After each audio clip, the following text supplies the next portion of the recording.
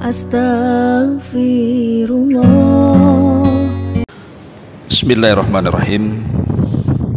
Assalamualaikum warahmatullahi wabarakatuh.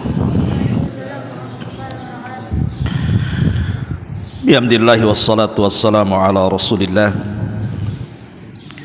wa ala alihi wa sahbihi wa mawalah wa la hawla wa la quwata illa billahi wa ba'du. Terlanjutkan kajian kita masih membahas kitab Arba'in Nawawi dan kita masuk hadis yang ke-20. Kita baca hadisnya. An Abi Mas'udin Uqbah bin Amrin al-Ansari al-Badri radhiyallahu anhu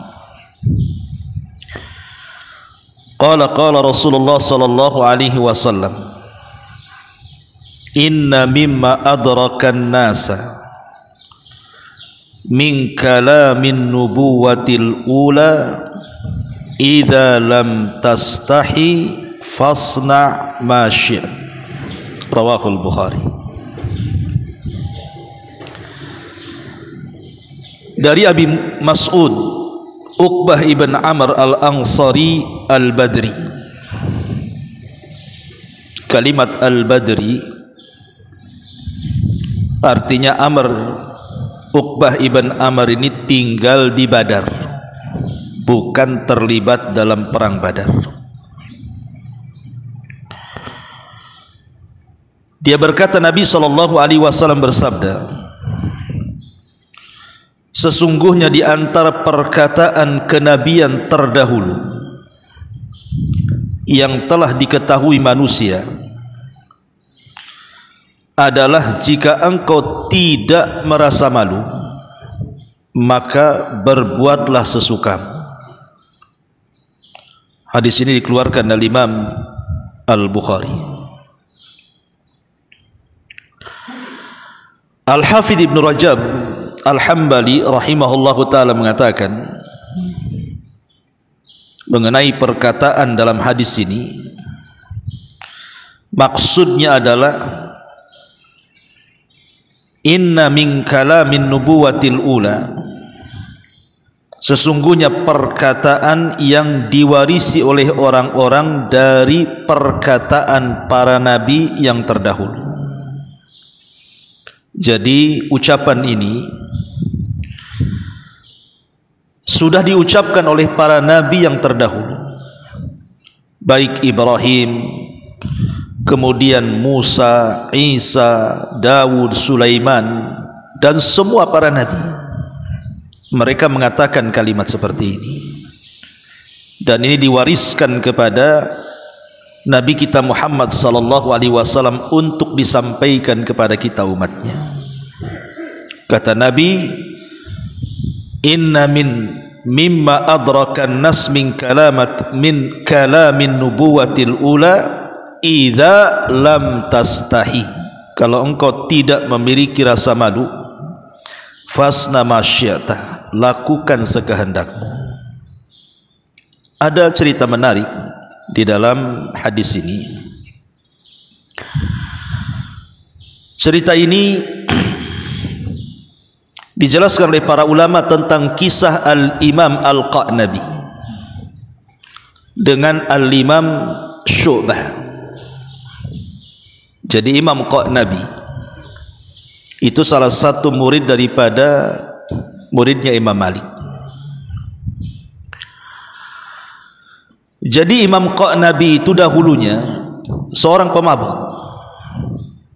bahasa kitanya preman, suka mabuk. Imam Qa'nabi ini,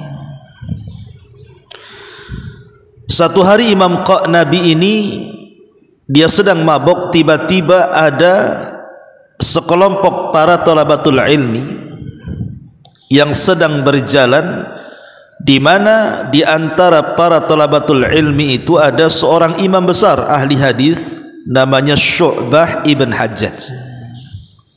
Itu muhaddis dunia, Syu'bah ibn Hajjaj, ma'ruf ya. Tiba-tiba kemudian Imam Qa'nabi ini yang ketika itu masih jahat, masih tukang mabuk, menghadang rombongan ini, rombongan Al-Imam Syu'bah rahimahullahu ta'ala. Tiba-tiba di tengah-tengah mabuknya dia pun menghadang orang-orang yang sedang berjalan itu dan bertanya, siapa orang ini? Maksudnya diisyaratkan kepada Syu'bah bin Hajjaj. Maka murid-murid di belakangnya dan mengatakan, waihak, celaka engkau, dia adalah imamuna, dia adalah imam kami, Syu'bah bin Hajjaj. Dia seorang muhaddis, ahli hadis dunia. Minggir engkau wahai fulan. Namanya orang mabuk, dia tidak mau minggir, malah kemudian mengejek Imam Syu'bah ibn Hajjaj dan mengatakan, oh kau seorang muhaddis ya, kalau memang kau seorang muhaddis, hadithni hadithan sami'tahu an Rasulillahi sallallahu alaihi wasallam. Kalau begitu, ceritakan sebuah hadis kepadaku yang kau dengar dari Nabi sallallahu alaihi wasallam. Lihat, orang dulu masih mabuk saja bertanya hadis. Orang sekarang mabuk mana dia tanya hadis. Jadi Imam Syu'bah ini kan cerdas. Walaupun Al-Imam Qa'nabi ini sedang mabuk di hadapan dia, tapi dia ingin menyadarkan orang yang sedang bermaksiat kepada Allah ini. Itulah kecerdasan ulama. Akhirnya dia pun kemudian berkata, baik, aku akan beri satu hadis, tolong catat di kepalamu. Maka kemudian Imam Syu'bah ibn Hajjaj membawakan hadis ini, qala haddatsana fulan, qala haddatsana fulan, sampai kepada hadis Uqbah ibn Amr al-Ansari al-Badri. Nabi mengatakan, inna min kalamin nubuwatil ula idza lam tastahi fasna ma syi'ta. Sesungguhnya dari warisan ucapan-ucapan para nabi terdahulu, Rasul mengatakan, kalau engkau tidak punya rasa malu, maka lakukan sekehendakmu. Hadis ini akhirnya terngiang-ngiang di kepalanya Imam Qa'nabi ini, sampai akhirnya kemudian dia taubat, tidak mau mabuk lagi. Sejak itu dia berazam untuk bertalabul ilmi. Akhirnya dia keliling dunia belajar, sampai duduk di majelisnya Imam Malik, dan dia menjadi orang kepercayaannya Imam Malik dan menjadi ulama dunia. Siapa yang tidak kenal Imam Qa'nabi? Kalau menceritakan tentang kitab Muwatta'nya Imam Malik, maka Imam Qa'nabi ini salah satu yang bisa dipercaya dalam periwayatan Muwatta'nya itu. Syahidnya di sini, Syu'bah ibn Hajjaj ingin menyadarkan kepada Imam Qa'nabi bahwa pentingnya orang itu memiliki rasa malu. Sebab kalau orang tidak punya rasa malu, maka dia bisa berbuat sekehendaknya. Ikhwatu fiddin yang dimuliakan Allah subhanahu wa ta'ala, malu itu terbagi menjadi tiga. Pertama, al-haya'u minallah, malu dari Allah subhanahu wa ta'ala. Yang kedua, al-haya'u minan nas, malu dari manusia. Dan yang ketiga, al-haya'u min nafsi, malu terhadap diri sendiri. Adapun malu kepada Allah subhanahu wa ta'ala, itu disabdakan dalam sebuah hadis yang dikeluarkan Imam Tirmidzi dari Abdullah bin Mas'ud radhiyallahu an. Rasul mengatakan, istahyu minallahi haqqal haya, malulah kalian dari Allah dengan sebenar-benar malu. Sahabat mengatakan, ya Rasulullah, inna nastahi walhamdulillah, kami sudah menanamkan perasaan malu itu dan alhamdulillah sudah ada pada diri kami ya Rasulullah. Maka Rasul mengatakan laisa dzak, bukan itu maksudnya. Walakin akan tetapi kata Rasul, al-istihya'u minallahi haqqal haya. Yang dimaksud malu kepada Allah Subhanahu wa taala dengan sebenar-benar malu adalah an tahfadhar ra'sa wa ma wa'a wal batna wa ma hawa wal tadhkuril mauta wal bila wa man aradal akhirata taraka zinatad dunya faman fa'ala dzalika istahya minallahi haqqal haya. Maka Rasul mengatakan yang dimaksud malunya kita kepada Allah adalah engkau menjaga kepala dan isi-isinya, engkau menjaga perut dan seluruh isinya, dan engkau mengingat kematian dan bencana. Barang siapa yang mencari akhirat maka dia meninggalkan dunia. Itulah rasa malu kepada Allah yang sebenar-benar malu, kata Nabi.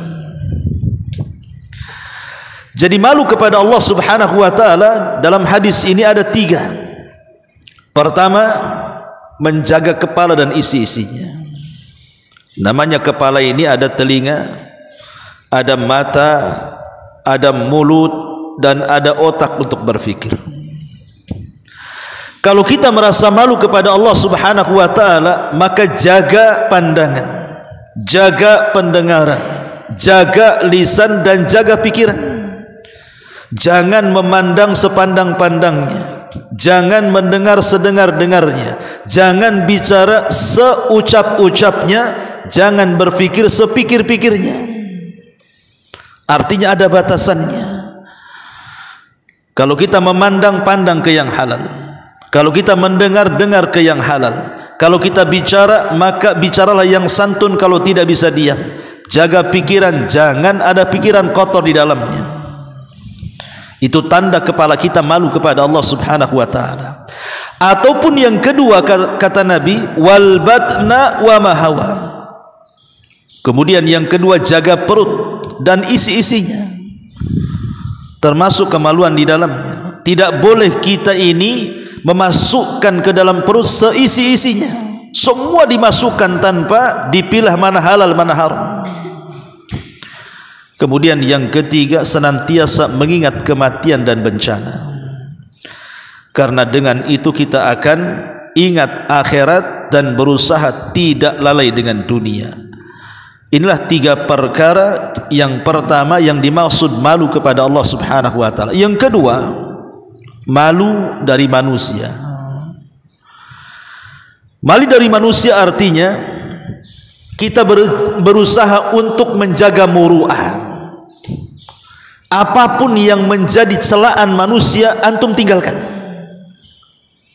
Kalau manusia menganggap perkara itu membuat malu, kemudian antum lakukan, berarti antum tidak malu kepada manusia.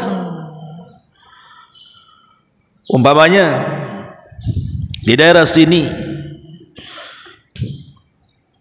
antum telanjang, umpamanya pakai kaos oblong saja. Orang sini tidak biasa menggunakan kaos oblong, antum pakai pula. Udah oblong bolong-bolong lagi. Ini sangka gila jadinya. Umpamanya orang sini menganggap nggak ada orang berpakaian kayak gitu, buat malu saja orang sini. Antum pula pakaian kayak gitu. Itu antum tidak punya rasa malu artinya. Ataupun mamanya orang sini itu kalau lewat permisi, mamanya ada orang yang duduk-duduk, orang-orang yang lebih tua daripada antum, antum jangan lewat gitu saja. Antum bilang permisi Pak, permisi Bu. Itu adatnya orang sini. Kemudian antum lewat jalan gitu saja seolah-olah antum lihat patung, berarti antum tidak punya muru'ah namanya.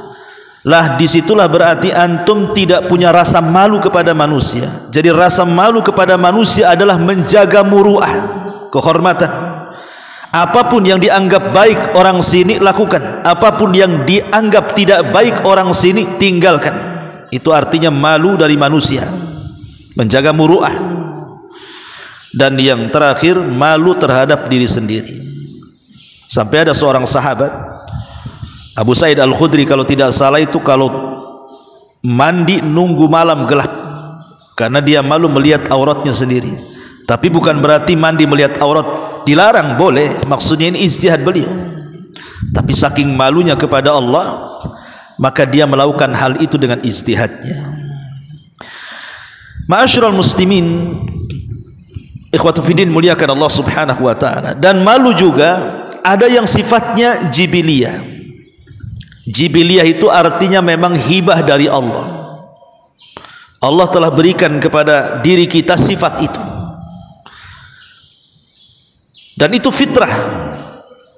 Tetapi yang kedua, ada yang sifatnya al-kasbiyah, memang kita harus belajar. Dan ini yang dimaksud dalam hadis ini, antum harus belajar menanamkan perasaan malu. Karena malu itu kan ada dua macam. Ada malu yang terpuji, ada malu yang tercela. Adapun malu yang tercela, malu belajar, tidak mau hadir di majelis ilmu, tidak mau membaca Quran. Kenapa kamu tidak belajar? Malu Ustaz. Itu malu tercela. Ataupun yang kedua, tidak mau mengucapkan kalimat yang benar. Kenapa antum tidak mengucapkan kalimat yang benar? Malu Ustaz. Maka itu malu yang tercela. Tidak mau belajar alias tidak mau talabul ilmi karena malu, atau tidak mau mengucapkan kalimat hak karena malu. Ini dua-duanya malu tercela nih. Tetapi maksudnya kalau malu di sini, malu yang memang dianjurkan dalam Islam yang tidak mendatangkan kecuali kebaikan. Justru sebaliknya, kalau saya tidak belajar saya malu. Kalau saya tidak menyampaikan kebenaran saya malu. Kalau saya tidak menasihati saya malu.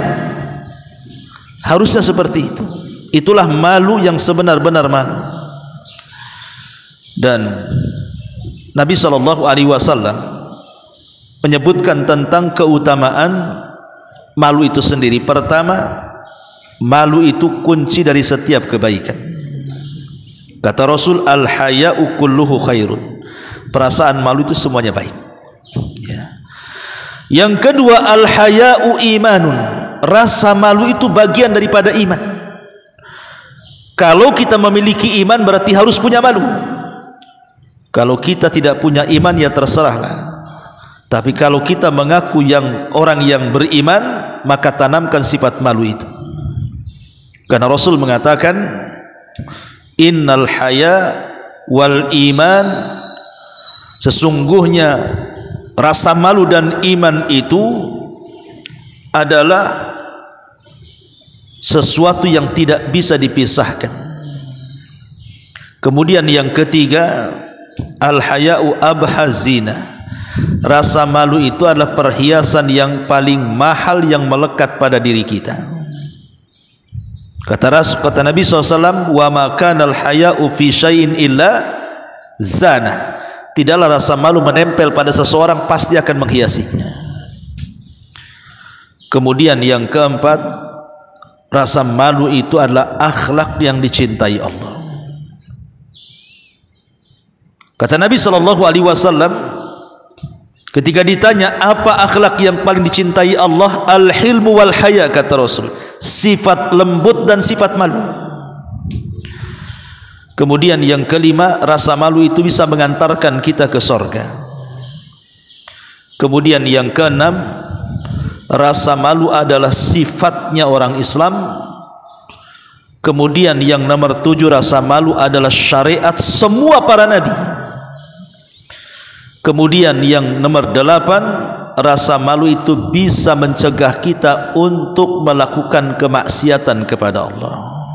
Inilah 8 keutamaan sifat malu yang harus ditanamkan pada kehidupan kita. Ma'asyiral muslimin, ikhwatu fiddin yang dimuliakan Allah Subhanahu wa taala. Terkadang manusia, saya, antum atau siapapun, kalau sampai tercabut perasaan malu ini, maka mereka akan melakukan maksiat secara terang-terangan ataupun sembunyi-sembunyi. Dampak orang yang dicabut rasa malunya, pasti dia akan banyak melakukan maksiat baik terang-terangan ataupun sembunyi-sembunyi. Dan ini bahaya, ya. Maksiat yang tidak terang-terangan itu saja bisa menghancurkan pahala yang kita lakukan selama kita hidup. Seperti hadis Rasul mengatakan, nanti pada hari kiamat ada orang yang dihadapkan ke hadapan Allah membawa pahala sebesar gunung Tihama. Tiba-tiba dengan bangganya dia menghadap Allah, dan ketika berjumpa dengan Allah, tiba-tiba Allah hancurkan semua pahalanya. Orang ini heran dan mengatakan, ya Rabb, kenapa kau hancurkan pahalaku? Maka Allah subhanahu wa ta'ala menjelaskan lewat sabda Rasul, karena idza khalau bimaharimillahi tahakuha, kalau dia sedang bersendirian, di hadapannya ada keharaman-keharaman, dia pun menerjangnya. Maka maksiat yang dilakukan sendiri-sendiri tanpa ada orang tahu, yang tahu hanya dia dengan Allah, itu bisa menghancurkan pahala sebesar-besarnya. Kenapa sampai terjadi? Karena dicabutnya perasaan malu. Atau lebih daripada itu, terang-terangan. Ada orang yang terang-terangan melakukan dosa dan menceritakan dosanya. Kata Rasul, kullu ummati mu'afan illal mujahirin, setiap umatku akan dimaafkan kecuali para mujahir. Para sahabat bertanya, apa itu mujahir ya Rasulullah? Maka Rasul mengatakan, orang yang menceritakan dosanya secara terang-terangan. Nah, itulah akibat daripada dicabutnya rasa malu. Kemudian yang kedua, akibat dicabutnya rasa malu, akhirnya apa? Akhirnya orang itu sudah tidak memiliki rasa malu kepada siapapun. Lihat wanita-wanita di zaman sekarang, mereka keluar kasiat, ariyat, mumilat, ma'ilat, ru'usuhunna ka'asnimatil bukhtil ma'ilat. Mereka keluar telanjang, berpakaian tapi telanjang. Yang telanjang sudah jelas banyak, yang berpakaian saja seperti telanjang, dengan ketatnya, dengan transparannya, dengan modelnya, dengan kurang bahannya, dengan robek-robeknya dan begitu seterusnya, kan itu. Kita lihat perempuan-perempuan di jalan-jalan itu.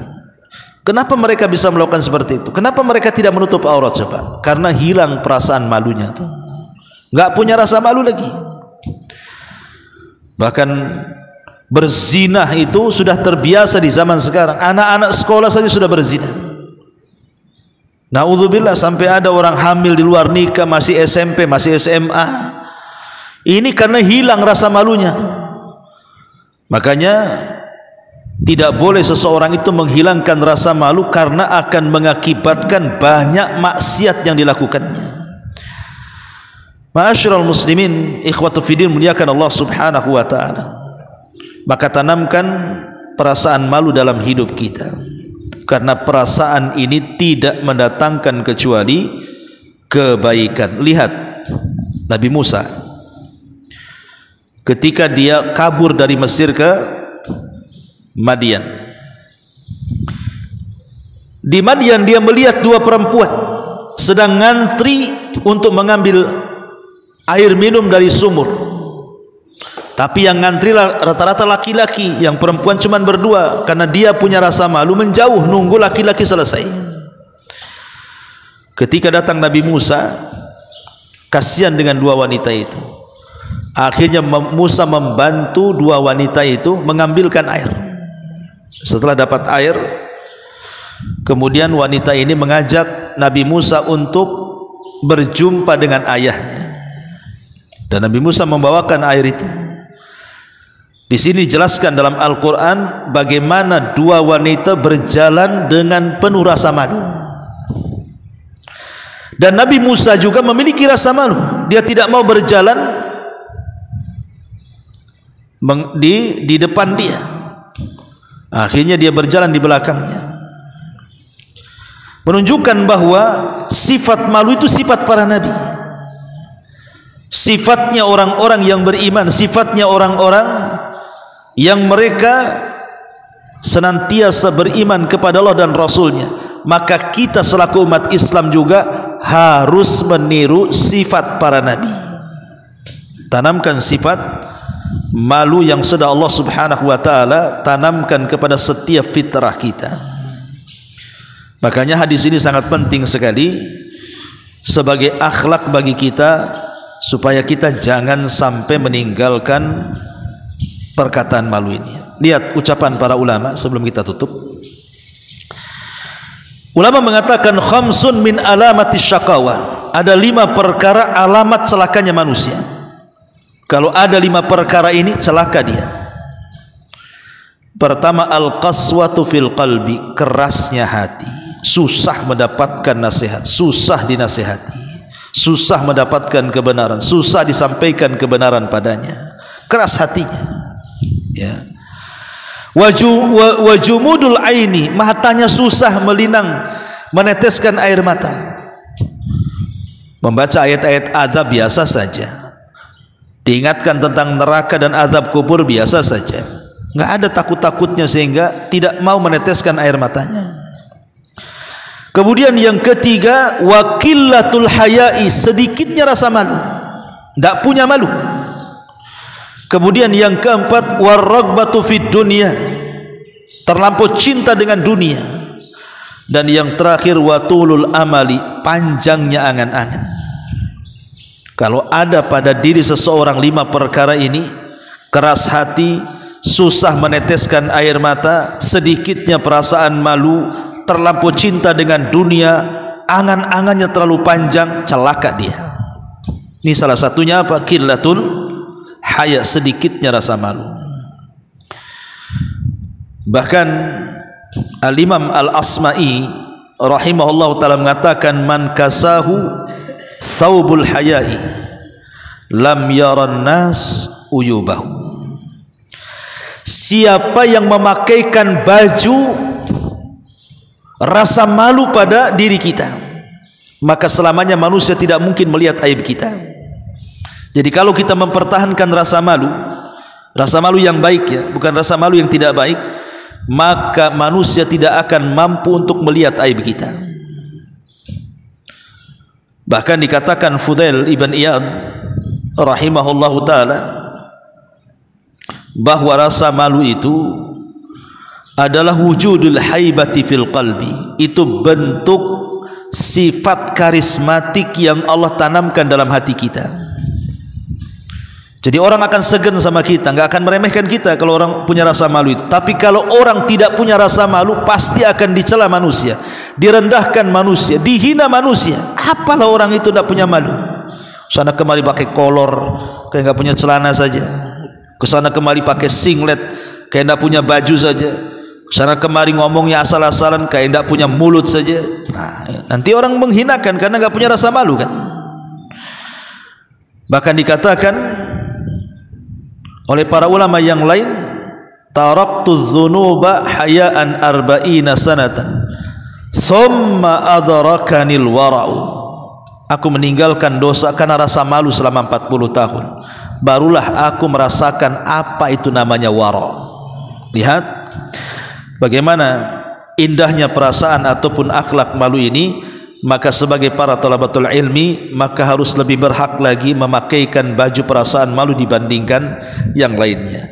Wallahu a'lam bishawab. Subhanaka bihamdika asyhadu an la ilaha illa anta astaghfiruka wa atubu ilaik. Allahu taala alam. Assalamualaikum warahmatullahi wabarakatuh.